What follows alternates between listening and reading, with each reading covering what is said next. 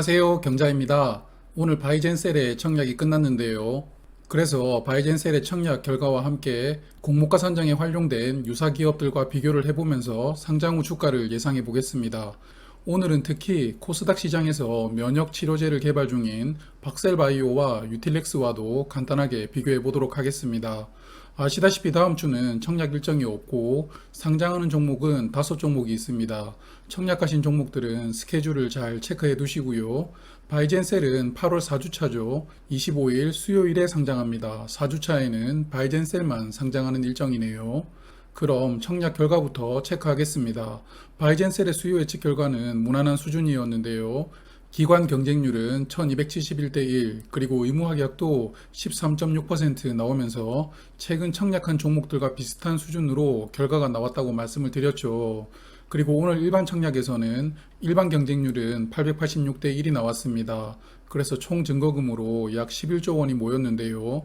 그럼 바이젠셀의 일반 경쟁률이 어느 정도 수준이었던 건지 유사 규모로 금년도 상장했던 종목들과 비교를 해보겠습니다. 화면은 모집 규모가 800억 원부터 1200억 원 사이로 IPO를 진행한 7종목입니다. 한컴 라이프케어와 아주스틸은 다음 주 상장을 하므로 아직 시초가와 종가를 알 수는 없지만 나머지 5종목 중 2종목은 시초가가 200% 출발했고, 그리고 또 2종목은 공모가 이하로 출발하면서 편차가 큰 종목들이 모여 있는 구간입니다. 이 7종목의 평균 일반 경쟁률은 626대 1이었는데요. 아무래도 청약 규모가 있다 보니 경쟁률이 높지는 않았습니다. 그래도 바이젠셀은 경쟁률 886대 1이 나왔으므로 평균보다는 높은 결과를 보여주었습니다. 그럼 배정 결과도 볼까요? 균등 배정부터 말씀을 드리면 대신증권은 기본적으로 한 주를 받으시게 되고 17% 확률로 2주를 받는 분들이 계십니다. 그리고 KB증권은 40% 확률로 한 주를 받으시게 됩니다. KB증권의 청약 참여자 수가 거의 2배가 많았습니다. 비례 배정을 보면 대신증권의 경쟁률이 더 높았는데요. 약 100 정도 높았습니다. 그래서 대신증권은 1816대 1, KB증권은 1707대 1로 마감했습니다. 약 3000주를 청약하셨다면 반올림을 감안해서 비례 배정으로 2주 배정이 예상됩니다. 한 주 배정의 필요 증거금으로 약 4,500만 원 정도 필요했네요. 그럼 이제부터 상장 후 매도를 위한 정보들 중심으로 말씀드리겠습니다. 먼저 상장일 유통 물량입니다. 주가에 큰 영향을 미치죠. 바이젠셀의 상장일 유통 물량은 439만 주였습니다. 그리고 수요 예측 의무 확약 비율인 13.6%를 감안해주면 유통 주식 수는 약 19만 주가 축소됩니다. 그래서 420만 주가 유통되게 되는데요. 비중으로는 44.6%입니다. 여전히 유통 물량은 많은 상태입니다. 그리고 공모가 기준으로 420만 주 전부 거래가 된다면 유통 금액은 2215억 원이 되는데요. 화면은 바이젠셀과 공모 규모가 비슷했던 최근에 청약했던 종목들입니다. 아주스틸, 한컴 라이프케어, 엘비루셈 이 세 종목을 보시면 상장일 유통 물량 거래 대금이 800억 원에서 1100억 원 정도라는 것을 알 수 있는데 바이젠셀은 2배 이상 되는 거래 대금인 것이죠. 그만큼 바이젠셀의 유통 물량이 유사 규모 종목들보다 많이 풀린다는 것을 알 수 있습니다. 이렇게 유통 물량이 많은 종목은 기존 주주의 물량도 많은 편입니다. 바이젠셀도 마찬가지인데요. 상장일 유통 물량 중 기존 주주의 주식 수는 253만 주입니다. 전체 주식 수의 26.8%를 차지하는 비중인데요. 공모 주주의 주식 수보다도 기존 주주의 주식 수가 1.5배가 많은 상황입니다. 그러므로 상장일 유통 물량이 바이젠셀의 단점으로 작용될 확률이 있으리라고 생각됩니다. 그리고 바이젠셀은 주관사인 대신증권이 약 10만 주를 2018년도에 취득을 했는데요. 요즘 IPO 종목들을 보면 이렇게 주관사가 미리 투자한 기업들을 상장시키면서 수수료 외에 평가 차액까지 확보하려는 움직임이 빈번합니다. 대신증권이 보유한 이 10만 주의 평단가는 약 10,000원인데요. 그러나 10만 주 중 6만 주는 1개월 보호 예수를 걸었습니다. 그래서 상장일 유통되는 물량은 4만 주인데요. 앞서 상장일 유통되는 기존 주주의 주식 수가 253만 주 있다고 말씀을 드렸는데 그중 대신증권이 보유한 4만 주가 포함되어 있는 것이죠. 그러므로 주관사가 보유한 4만 주도 상장 이후에는 매도가 나오겠지만 큰 영향을 주는 규모는 아니므로 저는 염려를 하지 않아도 된다고 생각을 합니다. 또한 스톡옵션으로 발행한 주식이 다수 있습니다. 그중 상장 후 즉시 행사할 수 있는 물량이 약 6만 5천 주인데요. 하지만 그중 약 6만 주는 대표이사와 임원이 보유한 물량입니다. 이들도 1년간은 자진 보호의 수를 걸었으므로 스톡옵션 물량도 리스크는 아니라고 생각이 됩니다. 그럼 이제 유사 기업들과 비교를 하면서 목표 매도 가격을 도출을 해볼 텐데요. 서두에 말씀드린 것처럼 두 가지 방식을 적용하려고 합니다. 첫 번째는 제가 평소에 사용하는 방법으로 공모가 선정에 활용된 유사 기업과 비교하는 방식이고요. 두 번째는 코스닥 시장에서 면역 치료제를 개발 중인 두 기업과 비교를 해보려고 합니다. 바로 박셀바이오와 유틸렉스인데요. 이들 두 기업은 아직 기술 이전으로 인한 이익이 나오지 않았기 때문에 유사 기업으로 선정될 수가 없었죠. 그래도 바이젠셀은 이들 기업과 비교를 해보는 것이 의미가 있을 것 같아서 오늘은 두 가지 방식으로 진행을 해보도록 하겠습니다. 첫 번째는 공모가 선정에 활용된 유사 기업들과 비교를 할 텐데요. 최종 비교된 7개 기업과 비교를 해보도록 하겠습니다. 다들 국내에서 한가닥 하는 제약사들인데요. 화면은 이 7개 기업의 8월 12일 기준 시가총액입니다. 이번에도 7개 종목의 시가총액이 천차만별이죠. 한독은 시가총액이 3,661억 원이고 유한양행은 약 4조 2천억 원입니다. 그래서 이번에도 각 종목의 PER을 평균하여 비교하도록 하겠습니다. 화면 보시면 7개 기업의 최근 4분기 순이익을 기재하였는데요. 20년 2쿼터부터 21년 1쿼터 기준입니다. 그래서 좀 전에 보신 시가총액에 순이익을 나누어 주면 PER을 구할 수 있는데요. PER도 편차가 크긴 합니다. 한독은 12.4, 그리고 한올바이오파마는 61.2입니다.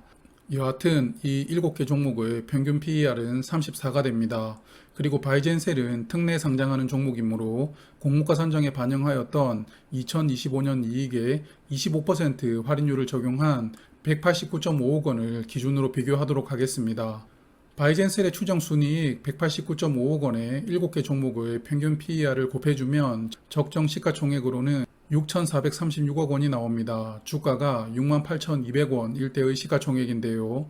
그러므로 유사기업과 비교해본 적정 주가는 공모 가격에서 29% 상승한 68,200원이 되겠습니다.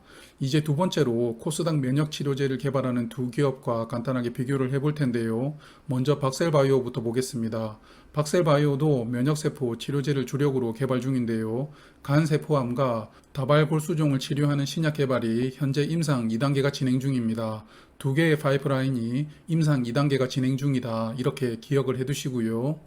박셀바이오는 오늘 장중 기준 시가총액이 약 1조 1천억 원 정도입니다. 주가는 7만 5천 원 정도인데요. 주가가 많이 하락했습니다. 예전에는 10만 원대였던 것 같은데 말이죠. 이제 유틸렉스 보겠습니다. 바이젠셀이 국내 상장사 중 가장 비슷한 기업이라고 생각하여 투자 설명서에 우리가 유틸렉스보다 좀 더 뛰어나다라고 비교하여 기재를 해둔 기업입니다. 유틸렉스도 현재 면역치료제 관련해서는 림프종은 임상 2단계, 고형암은 임상 1단계, 그래서 임상 단계에 들어간 파이프라인은 두 가지가 있습니다. 그리고 유틸렉스의 시가총액은 약 4,500억 원 정도입니다. 이제 바이젠셀의 파이프라인을 보시면 임상 시험 단계에 들어간 라인은 3개인데요. 림프종 T세포 치료제가 임상 2단계에 들어갔고 골수성 백혈병 치료제는 임상 1단계에 진입했습니다. 그리고 이식 거부 반응을 줄여주는 면역 억제제도 임상 1단계가 진행 중입니다. 그래서 앞선 3개 기업의 파이프라인을 비교해보면 박셀바이오는 임상 2단계 파이프라인이 2개입니다. 3개 기업 중 가장 앞서 나간다고 볼 수가 있고요. 바이젠셀은 임상 2단계가 1개, 임상 1단계 파이프라인이 2개입니다. 그리고 유틸렉스는 임상 2단계 1개, 임상 1단계 파이프라인이 1개가 있습니다. 그리고 3개 기업 다 아직 돈을 버는 회사들은 아니죠. 그래서 이렇게 파이프라인으로만 비교를 해보면 바이젠셀은 박셀바이오와 유틸렉스 사이에 시가총액이 위치하는 것이 무난하다고 생각합니다. 그래서 저는 바이젠셀의 목표 시가총액으로 약 7,500억 원 정도를 생각했는데요. 박셀바이오가 1조 원이라고 생각하고 유틸렉스가 약 5천억 원이라고 생각하여 그 중간값인 7,500억 원을 생각해 본 것입니다. 그럼 주가는 79,500원이 되는데요. 공모가 기준 51% 상승한 금액입니다. 그러므로 앞서 공모가 선정에 활용하였던 유사 기업들과 비교한 적정 주가는 68,200원, 코스닥 유사 기업들과 비교를 했을 때 제가 생각해본 적정 주가는 79,500원입니다. 영상을 보시는 분들께서도 각자가 나름의 적정 주가를 한번 생각을 해보시고 상장일 주가의 흐름을 고려하시어 원하시는 가격으로 매도하시길 바라겠습니다. 그럼 간단하게 정리해 보겠습니다. 바이젠셀은 8월 25일 수요일에 코스닥 시장으로 상장합니다. 대신증권과 KB증권이 주관하고요. 일반 경쟁률은 886대 1, 총 증거금으로 약 11조 원이 들어오면서 청약은 어느 정도는 흥행했습니다. 대신증권에 청약하신 분들은 균등 배정으로 기본적으로 한 주를 받으실 수 있고요. 비례 경쟁률은 약 1700대 1 정도 나왔습니다. 그리고 바이젠셀의 상장일 유통 물량은 44.6%입니다. 특히 기존 주주 물량이 26.8%로서 상당히 많은 편입니다. 마지막으로 유사 기업들과 비교를 해본 바이젠셀의 주가는 공모 가격의 30에서 50% 상승한 금액이 목표 주가라고 생각이 되었습니다. 물론 상장 프리미엄으로 인해서 오버슈팅이 나온다면 이 금액보다 더 올라갈 수도 있습니다. 이제 내일부터 3일간 연휴가 시작됩니다. 더운 여름에 고생하신 분들은 3일간 잘 리프레시 하시길 바랄게요. 다음 주는 청약이 없고 또 8월 4주차부터 청약하는 종목들이 많아집니다. 그래서 일요일 즈음에 향후 청약 종목들을 간단하게 정리해서 말씀드리는 영상으로 다시 찾아뵙겠습니다. 저는 경제적 자유민족이었습니다.